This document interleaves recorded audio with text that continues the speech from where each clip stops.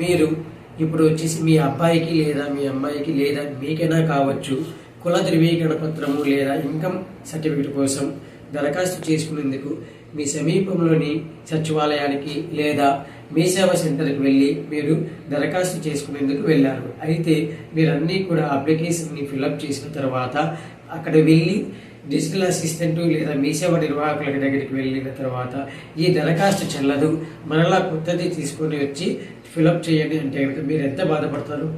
కొత్తగా ఒక జీవో నుండి తీసుకుని వచ్చింది. ఆ జీవో ప్రకారం ఏమిటి అంటే కనుక మనము మీ సేవ లేదా గ్రామ వార్డు సచివాలయంలో ఉన్న మీ సేవ సర్వీసులు సుమారుగా 500 సర్వీసులు పైగానే ఉన్నాయి. మనకు వచ్చేసి కుల ఆదాయ ధృవీకరణ పత్రాలు, ఆ తర్వాత ఫ్యామిలీ మెంబర్ సర్టిఫికేట్, ఆ తర్వాత మ్యూటేషన్, ఎన్నో దరఖాస్తులు ఎన్నో సర్టిఫికెట్ల కోసం మనము నిత్యం వెళుతూ ఉంటాం. అయితే అక్కడ మనం వినియోగించే అప్లికేషన్ ఫామ్ పైన ఎలాంటి రాజకీయ పార్టీల చెందిన చిహ్నాలు లేదా రాజకీయ పార్టీలకు సంబంధించిన లీడర్ల ఫోటోలు ఉండడం పూర్తిగా రాష్ట్ర ప్రభుత్వం నిషేధించింది. కాబట్టి అలాంటి దరఖాస్తు ఫారాలను మీరు ఇప్పుడు ఫిలప్ చేసి మీ సేవ దగ్గరికి వెళ్ళి లేదా సచివాలయం గారికి వెళితే కనుక వారు వాటిని యాక్సెప్ట్ చేయరు.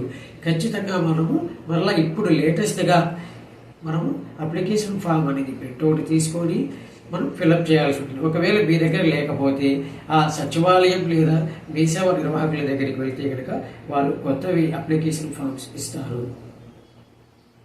కోసం నేను డిస్క్రిప్షన్లో వెబ్సైట్ అనేది లింక్ ఇస్తాను. ఆ వెబ్సైట్ ద్వారా మనం లేటెస్ట్ అప్లికేషన్ మనం డౌన్లోడ్ చేసుకొని ఆ అప్లికేషన్ ద్వారా మనం మీ సేవకు వెళ్ళి అప్లికేషన్ చేసుకోవచ్చు.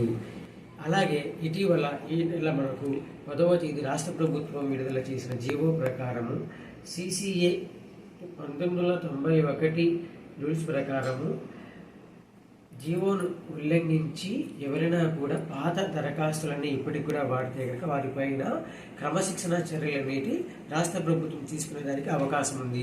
ఎవరి మీద క్రమశిక్షణ చర్యలు తీసుకుంటారు? ఇటు గ్రామ వార్డు సచివాలయ ఉద్యోగులైనటువంటి డిజిటల్ అసిస్టెంటు లేదా మీ సేవ నిర్వాహకుల పైన క్రమశిక్షణ చర్యలు తీసుకుంటారు. అలాగే అప్లికేషన్ దరఖాస్తుదారుని కూడా దరఖాస్తును పూర్తి స్థాయిలో తిరస్కరిస్తారు, అంటే రిజెక్ట్ చేస్తారు. ఎందుకు?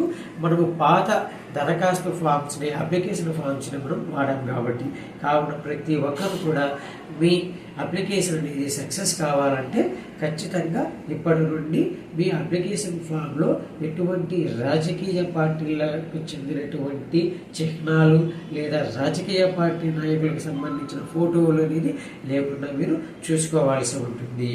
మీరు ఏదైనా కానీ మీకు ఈ వీడియోకి సంబంధించి లేదా మీ సేవలో ఉన్నటువంటి సేవల గురించి కానీ ఏదైనా డౌట్ ఉన్నా సందేహాలున్నా మీరు ఖచ్చితంగా మీరు కామెంట్ చేయండి. నేను మీకు మీ సేవలో ఉన్నటువంటి ఎటువంటి సేవ పైన కానీ సర్వీసుల పైన మీరు అడిగిన కామెంట్కి నేను ఖచ్చితంగా రిప్లై అయితే ఇస్తాను. కాబట్టి మీరు ప్రతి ఒక్కరూ కూడా ఈ ఛానల్ని లైక్ చేసి సబ్స్క్రైబ్ చేయగలరు.